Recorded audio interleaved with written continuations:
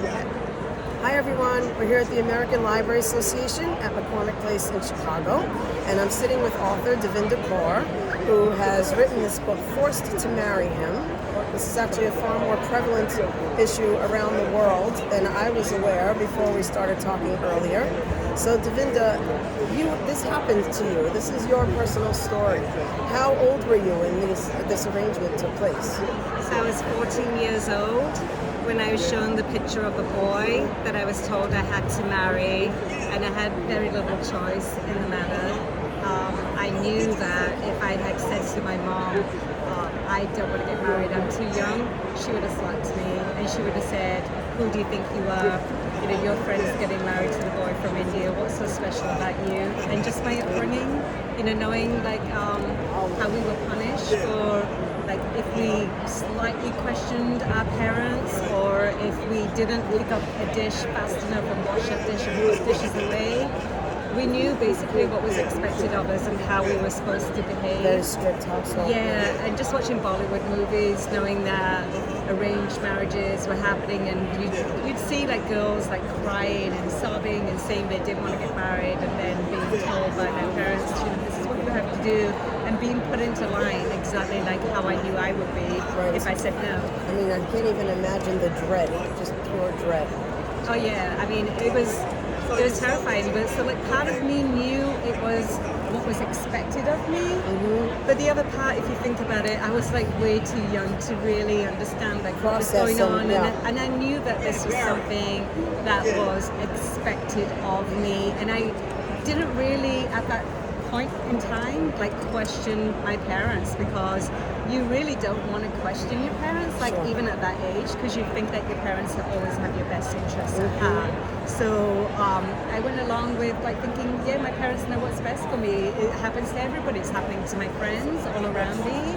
It's happening on the movies. Right. This is, you know, The our way of life. tradition. Right. And so yeah, so I basically went along with it. But So where and when did the marriage happen to you? so when So I was shown the picture when I was 14, and then a few weeks after that, the boy came over from India, and we basically posed for pictures. Okay.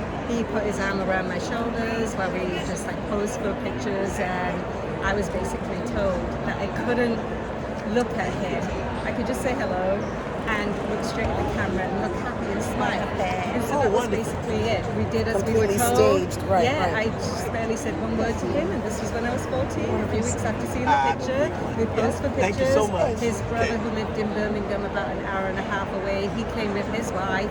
They stood behind us. They also put their arm around my shoulders, posed for pictures, and we all looked like a happy family, or that I was happy to do this, but I was basically just doing as I was told. And then And I'm guessing this wasn't in the day of Instagram. When did this happen? so this was back in the late 1980s. Okay. And so, and like I said, I was 14 then, and then as I was getting like older, and I got closer to the age of 18, when I knew it would happen when I was 18, I knew I didn't want to get married to him. So I formulated a plan in my mind that I'm going to run away. I don't want to get married. And so I ran away to London. But I didn't know anybody in London. I can't even imagine being 18. How could I even pull that off? Yeah, I had no place to go. I had some money saved up from making samosas, which was a part-time thing that I did. We used to live above a shop. We had a shop. Okay. And I used to make samosas for a restaurant owner, and I was given that money because it was like basically my own little business. My mom let me keep that money. I saved that money up basically, and that's like when I ran away to London, I had that money with me, but I had no idea where I was going to stay. I didn't know anybody. No in one London, waiting for you. nothing. Yeah. And so it was scary. So I went to London, like I said, when I was 18, and after a couple of months, I was really homesick. I called home one day, and Had you not spoken to them in the whole 2 months? no. Okay. I called home, Must and have then been terrifying. it was terrifying. I was really scared to make that call home. Sure. And actually, I wish I hadn't made the call, because even though I was so homesick, my mum basically, she was shocked that I called, and then she told me that my grandma was really ill. And I was really close to my grandma, and so I felt so guilty because I thought she was ill because I had left home. So I was kind of tricked into going back home. And so yeah, I should never have made that call, because I went home and I realized it was just a trick. My grandma was not really ill at all. Your mother lied.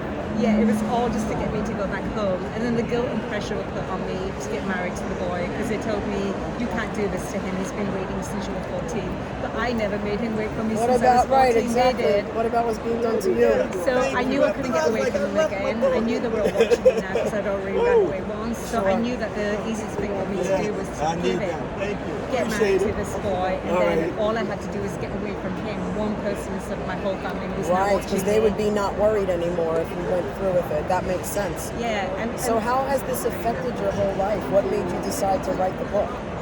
well, I had to tell my story because it's not just it didn't just happen to me. It's happened to thousands of other girls. Like I was telling you, all the girls that I knew in Bradford, the Punjabi girls, it was happening to them too.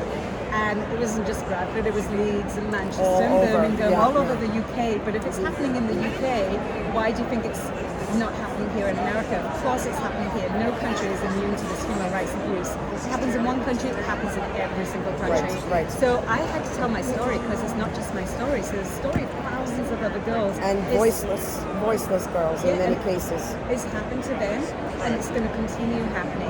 And don't think this is just like from 20 years ago, 25 years ago, and it's not happening anymore.